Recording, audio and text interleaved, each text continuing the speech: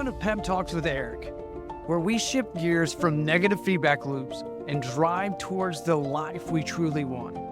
I'm your host, Eric Ayers. I believe in the power of Ubuntu. I am because we are. Together, we'll explore how connections fuel our growth and create amazing experiences. In this podcast, we'll tune out the noise of the world and tune into what we really want and what really matters. Guys, thank you so much for joining us for another episode of Pep Talks with Coach Eric. I'm your host, Coach Eric, and today we are diving into a subject that deeply resonates with me, human connection. It is the foundation of what my business, what my life is built upon, Ubuntu, that I am because we are. And specifically, we're going to be talking about how handwritten letters can reignite human connection in a digital world.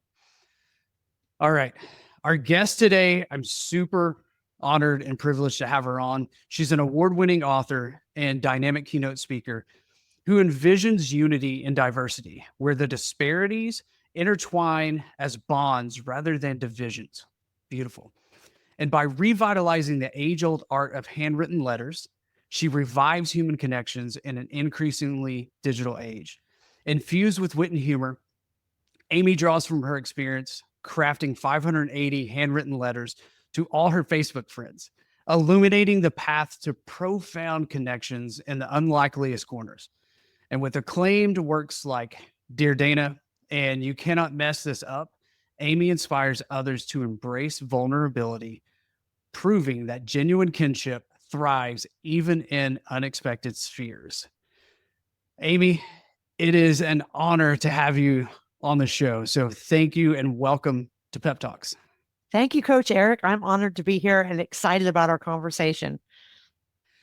We hit it off when we met, and I remember leaving our conversation with like this understanding that human connection is important. And I love the fact that you gave me a glimpse into another medium, another methodology of how human connection comes into play. So if you don't mind, share a little bit about yourself. What got you to handwritten letters and using handwritten letters as a tool? Right. And, I fell into this accidentally. I like to tell people I was just minding my own business. So I'm a freelance writer, an author. So I was just doing my own thing. This was several years ago. And I get on Facebook like we all do. And this girl's name pops into my head that I'd worked at a summer camp with for literally like 6 weeks. That's all the time we spent together in the 1980s. And we were both loud and hilarious. And I guess that's what we connected over. But we spent 30 years, Eric, doing life completely apart. So her name pops in my head. So relatable. I type it in. Voila, there she is from the past. And so I friend her because it doesn't mean anything. She accepts my friendship request. I assume she maybe kind of remembers who I am. And then I look through her life. The obligatory little light stalking. And I realized right away she has 5 kids. She's overachieved. 4 daughters, 1 son. He's the youngest. His name is Parker. And then right away and looking at her post, I see that Parker's battling cancer. And he's at St. Jude in Memphis, Tennessee, which means that it's serious because that's where the serious kids cases have the opportunity to go. And so, right away, I get connected to the story almost in a way that didn't make any sense. But as a mom, as a human being, as a person, I got connected to the story and I started watching. So Parker is fighting hard. It's not an easy fight, but he goes into remission. They go back home to wherever it is they live. This is Facebook. I don't really know. And then at the end of that same year, she starts to post differently again. And she's like, you could tell something's wrong. And finally she says, the cancer's back. We're going back to Memphis. Just devastating. So I sit down the next day at my desk, so innocently. Of course, I'm thinking about him, and I'm somebody who likes to pray. So I've been praying for him. But I sit down at my desk on a regular Monday morning. It's like a bolt of lightning. I wasn't asking anybody or anything what I should be doing in the story. It's like it hit me right in the head. It's like, you know what you're going to do? You're going to start sending them little handwritten cards and notes to the Ronald McDonald House in Memphis, to Dana and Parker. And I hadn't written anyone a letter in 25 years. So it's not like I was the letter writing lady, running around writing my meaningful letters. Right. And I had never met this kid. And I hadn't seen this woman in 30 years. And I hadn't liked or commented on any of her posts because that seemed completely insincere given her situation. Mhm. She doesn't even know who I am. I don't even really remember her. And so I start writing them for 10 weeks, probably. I write Dana and Parker notes, cards, started out little short cards, then it was longer and longer and longer. I'm a writer. I like to talk about my feelings. So I just keep Yeah. talking. And so after 10 weeks, again, her posts began to shift. You can tell something's wrong. And so the New Year's passes, and then, I mean, and there's no words for this. Parker passes away at age 15. She posts Mhm. about it. It's just tragic. And and I know it has nothing to do with me. I sent a condolence card to the Ronald McDonald House. I'm like, so what do I do now? And it's like mini lightning bolt. I was like, you know what? And it's like I'm different stages of me being ridiculous or crazy or insane. I'm like, you know what I'm going to do? I'm just going to keep writing her the letters. And I felt so strongly about it. I knew it was ridiculous, but I could not stop myself. So only this time, where am I going to send these letters? I can't message this woman and say, hey, what's your address? Right. You're going through the worst thing that someone could go through. Maybe you could drop your address. So I go and stalk her some more, and I see her husband is an attorney and has a law office. So I was like, oh, I'll just send the letters there. And looking back on that, Eric, that looks like insanity. Like, here these people have gone through this unthinkable thing, and I'm going to send this woman letters to her husband's law Right. office address. Right. So I do this for 4 months. Every time I sit down and write a letter, I'm thinking, you're crazy. This is nuts. But I just keep doing it. And 4 or 5 months into doing this, I go out to my mailbox on my birthday, get the mail, and there's a 10-page letter from this woman, Mhm. handwritten. And she shares about her grief. She's looking at her life from the outside in. So this kicks off 2 years of us exclusively writing each other. We don't text, we don't email, we don't Facebook message, none of it. She shares about her grief. I look at my life from the outside in. We end up trusting each other. And the best part was, first of all, there's this free space because nobody's expecting a response because no one knows when anybody's reading anything. So you Right. can share almost anything. We trusted each other, and that was ridiculous because we didn't know each other. But one of the best parts was I had no idea what she believed politically, like what her religion was, like her socioeconomic level, like what she thought about gender issues. None of that. All we knew is we cared about each other because we shared on this intimate level that made no sense. So Yeah. I sat back after about 8 months of this and I was like, this one random girl, like, what about these 600 other people? What's their story? And what untapped goodness is in this list? So then I went all world nuts, bananagrams. I shoved everyone's name into a box. I bought some stationery and I didn't think I was ever going to finish. And I didn't really take it seriously, except for I kind of journaled it and made some rules, but that's how my brain works. But I spent 18 months and I wrote 600 handwritten letters and it Mhm. blew up my life. I learned so many things about this. And you said tool. It's a tool we have in our toolkits as human beings. Mhm. I learned so much about the power of that I wrote a book about it, that I have a speech about it, and I can't shut up about it.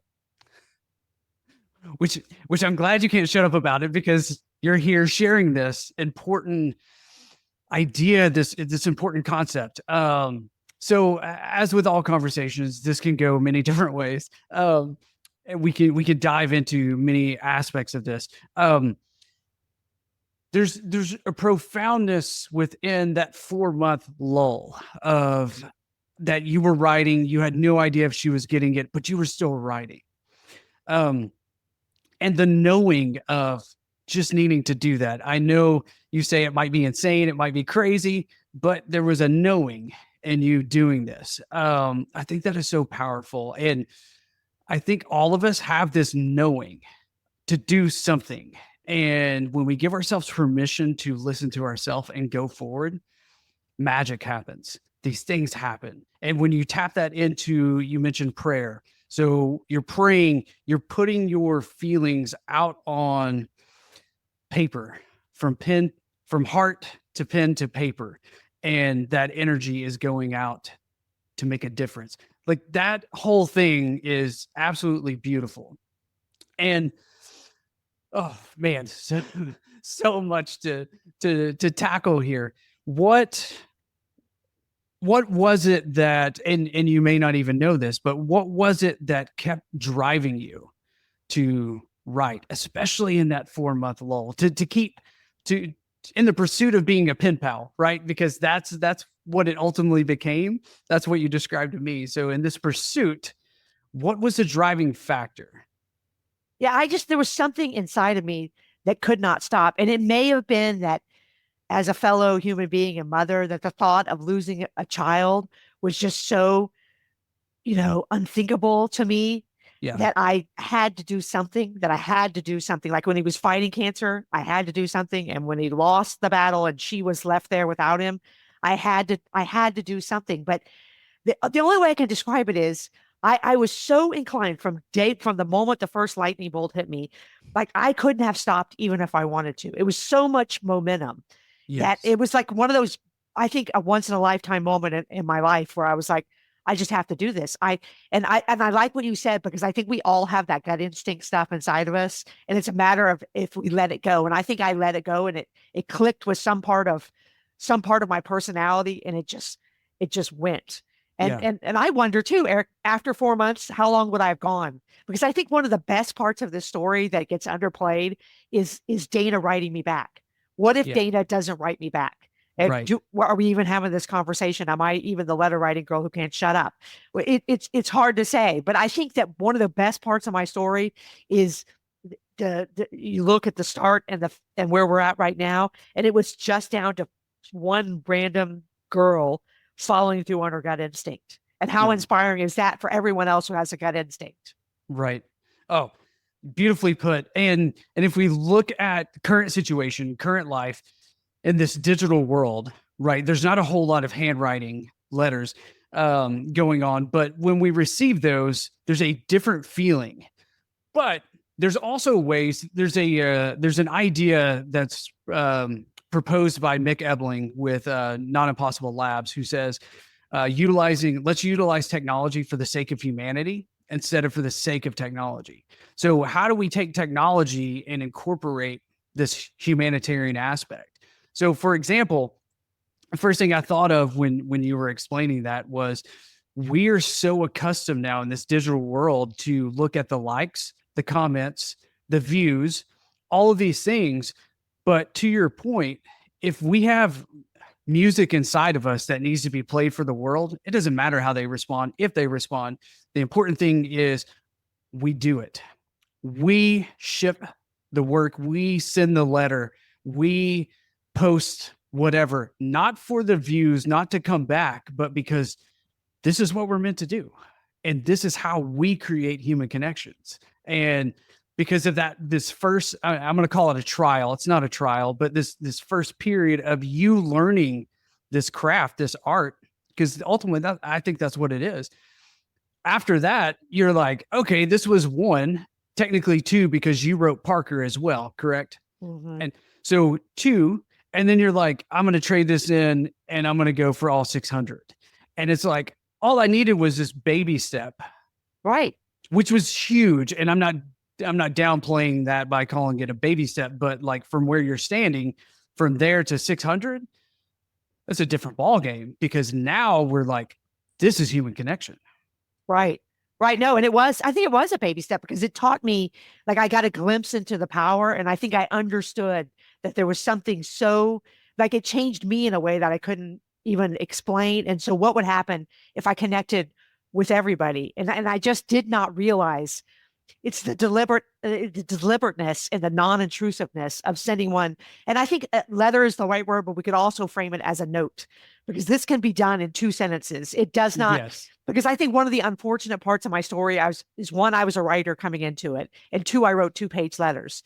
Okay, number one, you don't have to be a writer. All you have to be is a human with a heart to participate in this art, or this, you don't have to have a skill set coming. We all, anyone listening, turn this on with this is already in their toolkit, Mm-hmm. 100%. And two, it meets your personality right where you are. If you're the kind of person who has to, like, your brevity is not your gift, and this is me, like, you need 6 pages to get it done, that works. But if you have a sticky note, 1 sentence, Yeah. it's the same. Well, I mean, mailing it is better, but it's the same kind of impact. Right. So this meets us right where we are. This can work for anyone. I love that. So there's zero learning curves for this. Right. So it's a tool that here you already have it, just plug and play and go on. We just need permission to turn this back on, to remember. Right. And trust was, yourself. Yeah. Because you're going to sit down. I still write somebody a note every day. I did it this morning. And I still sit down and think, oh my gosh, what are they going to think when they read this? And I've written 1,000 plus letters now. I don't know Yeah. what number I'm on because Dana and I Yeah. still write each other. So I have no idea what my number is. But the thing is, I still struggle with that. But that's the speed bump you have to, or the hurdle, or whatever you want to call it. You have to drag yourself over that. And you'll have to drag yourself over that more than one time in my experience. So the consistency of this, and then continuing to craft, because I'm sure your letters now are way different than when you started. Oh yeah. Oh, and then now I know, I just know the impact. And what happens is, Eric, is let's say that you write me a handwritten letter, and let's say we went to high school together, Yeah. and I go out to my mailbox and I haven't heard from you. It doesn't matter. Let's say we did life together for 15 years and I haven't seen you in a year. It doesn't really matter what the circumstance between us is. And Yeah. it could be and we're going to talk about this like a leader Yeah. employee thing. You can put anywhere where there's human relationships, but I go out to my mailbox and before I even read your words of meaning, I understand that this is what you have to do. And I know this to be this is a factual statement because I watched people do this 600 times. I'm going to hold this in my hand. I'm going to be like, oh, wait. And because we're in the digital age, here's what Eric had to do to make this moment happen. Mhm. He had to sit down, wear the envelopes. Wait, do I have paper or a note card or whatever? Then get a pen and use your actual handwriting. Put yourself out there because you're not going to be perfect. Sign your name. Then you have to find and put it in an envelope. You have to seal that. Then where's my address? You don't have that. Does your mom have it? Who has it? And then, oh wait, stamps. No one has those anymore. And then you have to drive across town. And where even is the blue mailbox? And Right. or do I have to go in the post office? And so I'm going to hold that in my hand. And no matter what context you sent this letter in, I am valued this much by another human being. Mhm. I matter this much to one other person in the world. And I'm telling you what, in this digital age, I did not understand. You are unleashing a power of good that you cannot imagine. You will never know what it meant because I was shocked, just shocked at what it meant to people, these little notes. That was well put. Well put, because we conceptualize this and we see, our brains are really good at putting systems together in terms of, like you said, you go to the mailbox and birthday card was the first thing that came to mind. So like when our daughter gets a birthday card in the mail, it's like, oh my gosh, so and so sent me a birthday card, and she's understanding all of the steps that took place to get there, but we don't have to list them out, right? And all of a sudden, that is our feedback loop that creates this excitement chemical cocktail that's released in our body, and we're like, oh my gosh, totally different than opening an email that says, hey, happy birthday. That's appreciated, Right. but they went out of their way. To your point, it was a service. Like, this person served me. And when we approach life through service, give and it shall be given Right. back to you. Right. Right. And so like, that's a really cool concept. And so on this journey, on this letter writing journey, can you share some stories of reconnection or maybe healing or simply like the impact that you've seen Yeah. from feedback? Yeah. There were so many. One of the biggest takeaways was the impact of these handwritten notes because they required sacrifice of time and resources. So over and over again, but people showed what it meant to them, in the way they responded and received them. And I think the most common takeaway, the most common response I got from people was this: I will save your letter in a special place for the rest of my life. And, that was before there was a book or a speech or anything else. I mean, when I went on the book tour, people came to the book tour with their letters in pristine condition. And that meant they had saved it before anybody even knew what was going on. And they felt chosen and selected, even though I told every single person I was writing every single person, but they still felt like, oh, you chose me. Yeah. But there was a couple of beautiful, there was so many beautiful interactions that when I wrote the book, I had to get an editor to help me see, like, we had to make it reader facing because it was all so meaningful. It was overwhelming. But I had, for instance, a girl in high school who I knew we didn't agree politically. We didn't have the same religious values. We were in that subset of people who are still unfriending each other.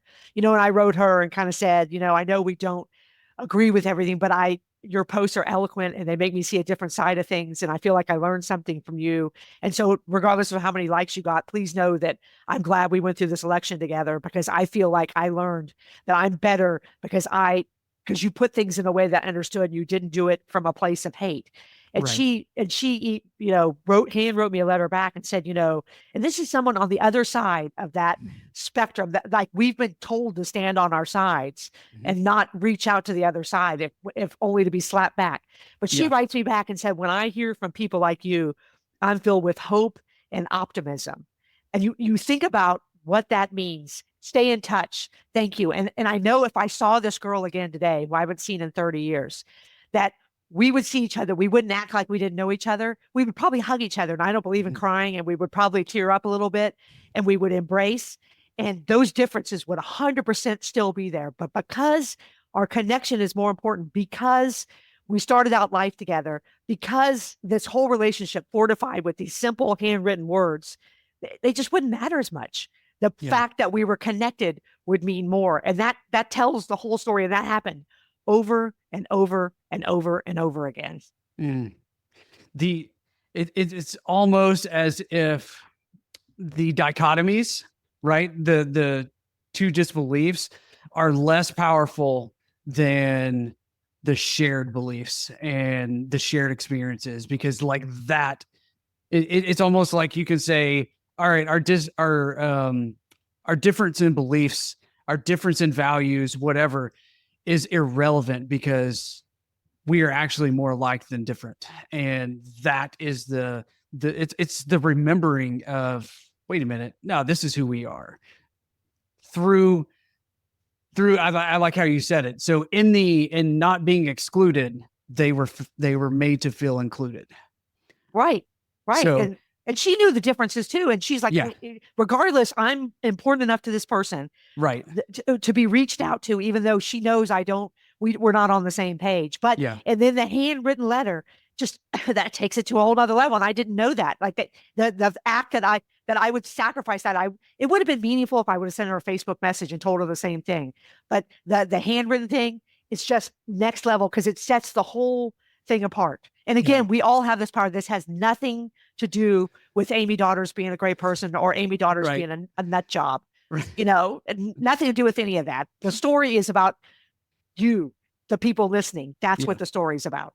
Yeah. And and many people have proven the power of pen to paper versus digital. Wayne Dyer, the last, I don't know, 5-6 books that he wrote, he said, I'm choosing not to use technology. I'm going to handwrite this because it's going from here to here through my pen onto the paper. And so powerful that to bring in, since you said since you referred to yourself as maybe the crazy person, he would, when he would crumble up a paper, he would toss it, and no one was allowed to clean his office until the book was written, because the power and the energy of that paper was still there to resonate with him, to say, I don't need to go that route, I don't need to write that. So there's power in that. And then when you take that power and you give it to another person and say, I'm choosing you and I want to acknowledge you, it's like a whole new world that is so simple, but yet so complex, and we don't even think about now. Right. And that's the thing. It's so simple. It's so, it's almost something that's so easy to, discard because it just seems too easy. Yeah. But first of all, it is easy, but it requires you to be vulnerable and put yourself out there and Right. have the effort. So as easy as it is, it does require you to take a step that we don't normally take now, but it is so simple, but, profoundly meaningful. And there's a lot of science, and you and I discussed this, about Yes. what's released in your own head as the writer to handwrite anything, handwrite in a journal, when you're connecting with another person, it releases something in us. And I think the bonus of this whole thing, the bonus plot twist of the whole letter writing, note writing formula, is that the person who's going to be the most changed from this transaction is the letter writer, the note writer, because you're going to look at your world differently. You're going to feel better about yourself. If you're doing it at work, you're going to look at your employees, your coworkers, your team members differently. If you're doing it in the context of your personal life, you're going to look at it different. If you're sending it to clients, you're going to look at clients differently. But you're going to release something inside yourself that is so good. You're going to be like, maybe that's the best version of myself. And that's my experience.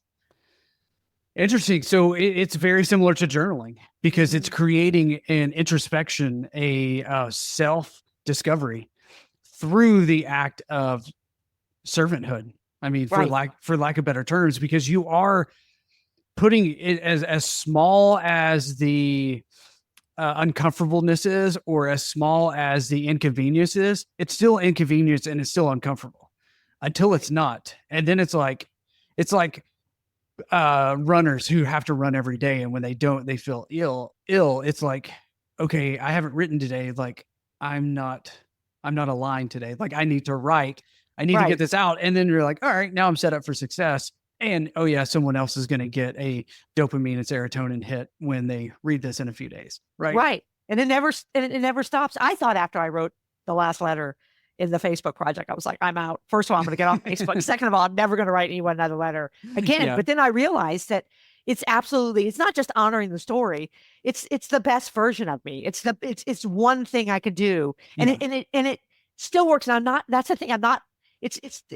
I'm not even trying to sell anything. It's just the best thing. And me not sharing it would be an absolute, well, for me personally, it would be a crime because it is so good. It is so, I mean, it's packed with so much goodness on both sides of the transaction. It really, literally cannot be messed up. You cannot mess this up. You cannot, if you go into it with sincerity, there's not one human relationship or connection that cannot be enhanced by this simple practice. I totally agree with that. And it would be a disservice to the world if you were to hold that to not play your music for the world ultimately. And as we spoke last time, it reminds me so much of early on in my leadership journey when I was like, I don't know what I'm doing, but I know that I've recognized something in the organization that was organization wide. It was happening everywhere. And I was like, okay, I think I know how to fix it.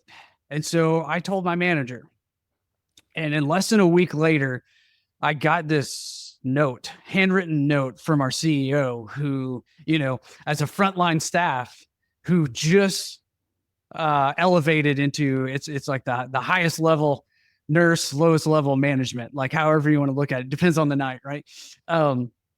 I didn't really talk to the CEO that much. It would be in passing. And I received a handwritten note that completely shifted everything because it was confirmation that I was on the right track. And this is my journey. And to your point, so all these people who brought notes in to your, like the pristine letters, not notes, I apologize, letters to your book signing. So this lives in my nightstand, and it is so profound that every time I get it out, and this was like 8 or 9 years ago, but it's confirmation that we make a difference every single day. And everything that you mentioned, I felt when I read that. I felt important. I felt empowered. I felt chosen. I felt part of the team. I felt like my mission was worth it.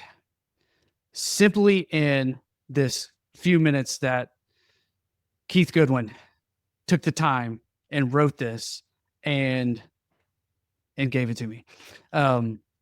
So I have personal, like this story personally impacts me.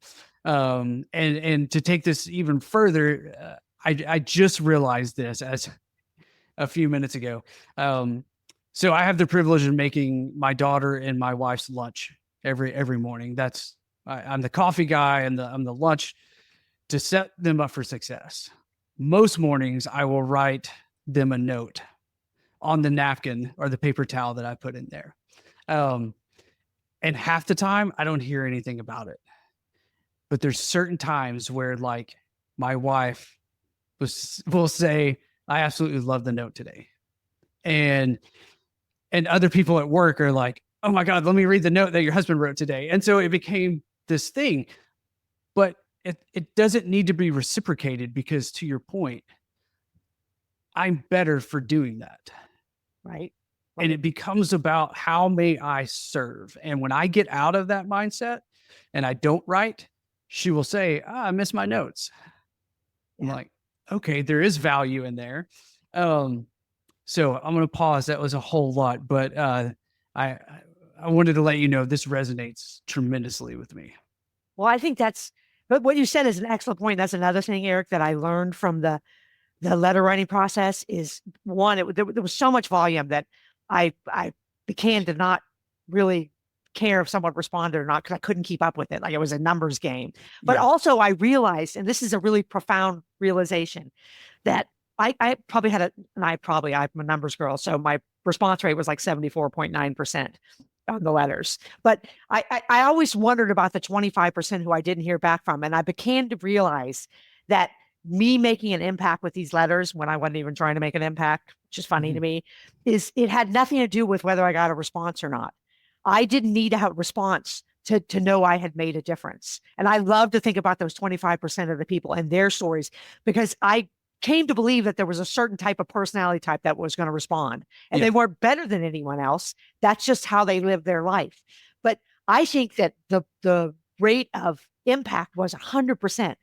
And I didn't need to be responded to know that I had made a difference. And it kind of set me up with a different mindset for the rest of my life. Like, I can send you a nice text, and if you don't text me back, then that's fine. And my brother-in-law and I started writing, and one of Dana's daughters really spoke to me about this was, no need to respond. No need to respond. I'm going to say all this to you, but no need to respond, because it takes the person off the hook, and it makes it about what you're saying as opposed to you wanting something back from them. Right. So there's no need in validation, and there's no need to answer or put your own spin on what's being received. They are simply and profoundly providing you with their thoughts, their feelings, right, their life. And that's what a letter does, a letter or a note. Yeah. One of the other beautiful elements, it doesn't ask for anything back. It doesn't, when you got that thank you note, it was about him, valuing you to the point that it's in your nightstand 9 years later, which is like a mic drop moment for me. 100%. You just told my story better than I told my story with that story. But the thing is, it doesn't ask people to do anything back. Yeah. And that's why I'm talking about no, you don't, no need to respond. You're almost saying that without saying it, just by writing a handwritten note. Right. Yeah. Right. It's so in the culture of Ubuntu, if someone messes up in their community, which is about 120 to 150 people, they gather them around, like they put them in the center, and they gather around, and they spend as much time as they need to showcase and tell them the value that they bring to the community. Wow. So that is like, we don't want anything back from you right now. We want you to listen, and we want you to hear the value that you offer the world. That's what this did. This was an Ubuntu. This was my introduction to Ubuntu before I even knew what it was. It was, I don't care if like no one's perfect. You recognize something, you have value to bring to the table, and we are better for you. So thank you. And ultimately, like, don't do anything except continue doing what you're doing. And that is, to your point, you don't need anything back, but it's almost like, a little tap to say, yeah, keep going. You're on the right track. Just keep going, and you're not alone. You're never going to be alone. And I think that is the most beautiful aspect of the whole thing is we're never alone. We're all connected, and we all have the ability to enhance that connection through handwriting, letters. Right. And you were given something physically you could hang on to it for the rest of your life. And that's the other element about it. It's something that was meant just for you, that somebody else held in their hand, that is passing on to you. But what you're giving someone, I spoke to a women's leadership group one time, and I mean recently, and this woman contacted me back like 6 months later. She had like 1,500 people working for her. And she started the note practice. She started doing once a week, kind of a shout out or, I heard you lost Yeah. somebody, or just like 2 sentences, very sincere. And she said about 6 months later, then she went to 2 notes a week because she liked it so much. She said she went through like Cubicle Row, and she said these things were hung up like they were framed diplomas. Like it was like a certification, like $100 bill. Like, look what I got, Yeah. and she said she was just blown away that someone would display it in a way that was like, this is so meaningful to you. And what they're creating, Eric, she's creating nightstand moments, mementos. They're going to leave that Yes. job. Yep. They're going to go on to the next level of their career or their life. And they're going to take the note. They're going to leave the pens and the paper clips and the whatever else, but they're going to take that note with them. You're giving someone a gift, no matter what context you're doing this in, for the rest of their lives. Yep. Yeah. They're going to leave the pizza parties. They're going to leave the small tokens of appreciation, and they're going to take with them what actually was valuable. And I mean, think about business cultures shifting to, I want to recognize you for your amazingness that you are. Because as the quote behind me from Einstein says, everyone is a genius, but if you judge a fish by its ability to climb a tree, it'll spend its whole life thinking it's an idiot. So we all have value. We all have genius. Recognizing that through a handwritten note of, hey, thanks for this. And then seeing it posted on their cubicle, it automatically shows you the value and what employees are looking for. So this concept, another beautiful aspect of it is it can be scaled into so many different areas, and ultimately wherever humans interact with other humans, it can be utilized there. It's 100% well said, because that's what it can be used in any way. And I think that you have to trust your gut. Like wherever you see this working for you, that's what you have to go with. It's not about my story. The universe or God or whatever you call it gave me this incredible story that I can jump off this conversation. Like I can kickstart this conversation, and it gets me indoors. But this can be used by anyone, anywhere, 100%.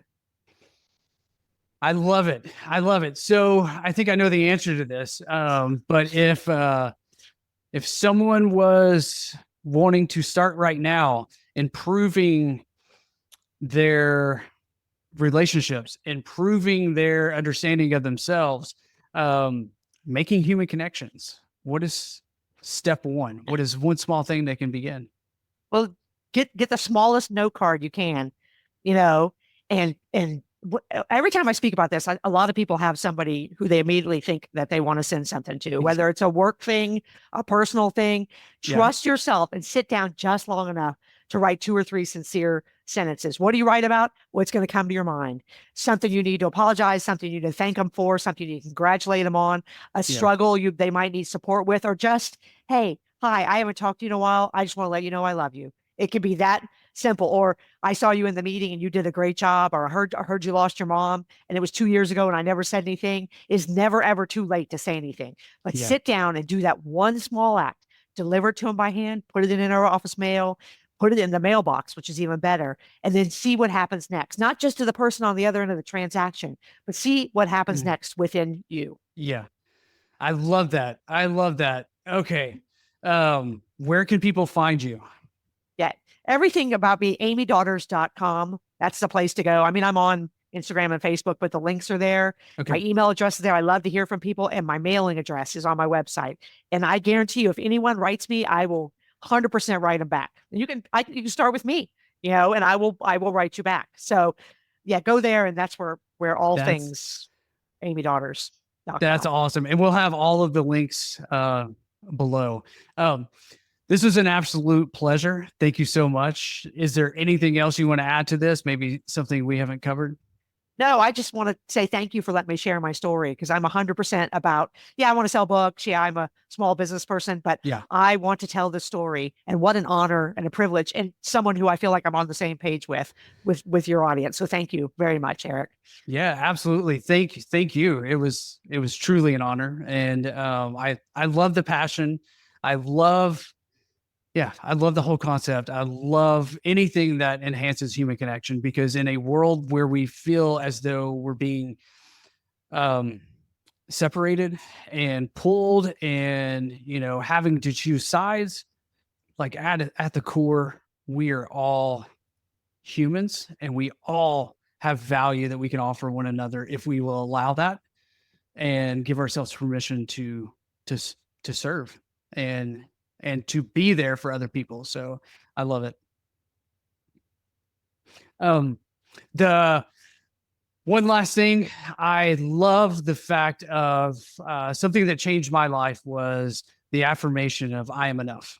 So throughout my life, unrealistic expectations created this negative feedback loop, right? To never living up to unrealistic expectations. And I say unrealistic expectations because they were not my expectations. They were from various expectations. I am enough is huge. And every time I hear your stories, I envision the person grabbing this letter, this note, opening it up and feeling worthiness from another human being and saying, I am enough. And that is the epitome of why I love this at the core. So, with that, I greatly appreciate you, your work, and for sharing your story. That might be the most humbling thing anyone's ever said to me. Mm. Because I think I, like all human beings, identify with, am I enough?